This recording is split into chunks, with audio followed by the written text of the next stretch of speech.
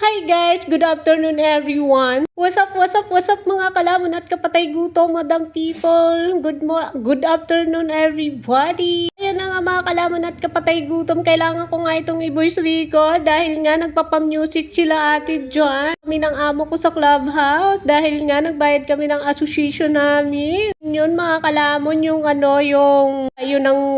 basura sa bahay, yun ang binabayaran namin dyan sa association kung hindi pa nyo alam. Anyway, nandito nga yan sa likod ng simbahan mga kalamon, dito nyo nga yan makikita. Pasensya na nga kayo dahil pangalawang ulit ko na nga itong mag-voice record dahil nabulol-bulol talaga si kalamon nyo. Ayaw ko talaga sa lahat mga kalamon itong mag-voice record tayo dahil nabubulol at nauutal si kalamon. Nga saglit yan yung amo ko dahil pumunta ako dito sa dulo na to. Nagkikurious kasi ako kung ano yung mayroon dito sa pinakadulo na to. Dito yan sa likod ng clubhouse kung saan kami nagbayad ng amo ko ng association namin. Anyway, papunta na nga ako dito sa may mga yung may mga tent na to mga kalamon. Nakikita ko na nga kung anong laman ng tent na yan. Na-curious talaga ako. Motor pala itong binibenta mga kalamon. Kaya kung gusto nyong bumili dito ng motor, meron yan dito sa may clubhouse namin. Nagtitinda ng ukay-ukay. Tapos yan si ate, nagtitinda nga siya dyan ng mga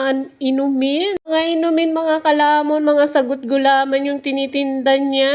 Kami pang iba mga kalamon at kapatay gutom. Iniimbitahan ko kayong lahat na magmerienda dito sa clubhouse namin.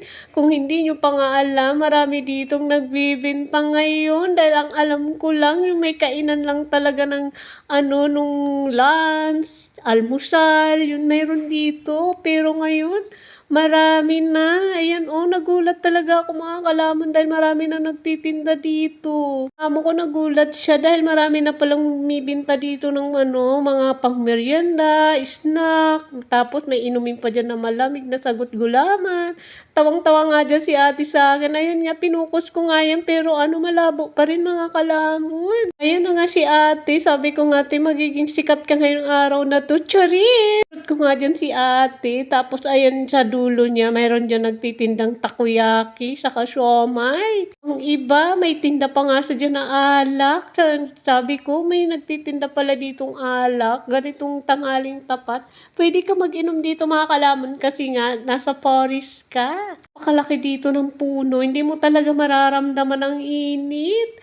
Pag mahangin dito mga kalamon, lalo na pag gabi, ang sarap ditong tumambay dahil nga malamig. Ate, nag-aayos-ayos siya dyan ng mga tinda niya. Tawang-tawa nga siya dyan sa amin ng amo ko. Hanggang tingin na nga lang kami dahil wala kaming pambili. Charis! Surot ko nga kayo dyan, diba? Tawang-tawa sa amin dyan si ate. Hanggang tingin na lang muna tayo. Sabi ko sa amo ko kasi busog pa kami niyan. Naka-lunch lang namin. Tapos sabi ko punta na tayo sa clubhouse dahil magbabayad na tayo ng association para makapag-walking ka. Kuya, ate, ayan linakad-lakad ko dito pamangkin mo. May energy siya. So, ayan na nga, sabi ko nga sa kanya, ganyan lang magbayad dito kasi hindi niya alam paano magbayad. Sabi ko, ganyan, papasok ka lang dito sa opisina na yan. Yung pinidyuhan dahil nga, privacy yun ng opisina dito. Dito lang ako sa labas nagbibidyo-bidyo. Ayan na nga, pauwi na nga kami ng mga time na yan. Kaya mga kalamon at kapatay gutom, kung hindi nyo pa nga nalalaman, dito sa clubhouse namin, dito yan sa North YouTube, pwede kayong kumain dito ng merienda, almusal, tanghalian, nandito na lahat.